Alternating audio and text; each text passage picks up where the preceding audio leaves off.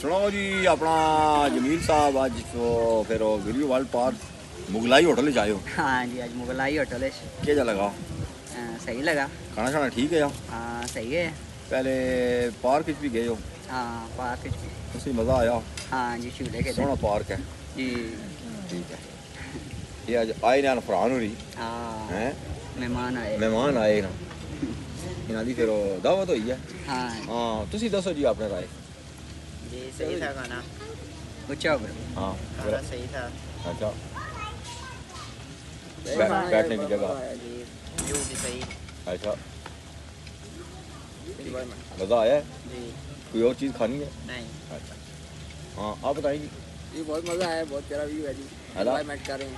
अच्छा वाह जी वाह जबरदस्त। तो खाना पसंद आया? हाँ बेटी कैसा महसूस कर रहे हैं? बहुत प्यारा बहुत प्यारा।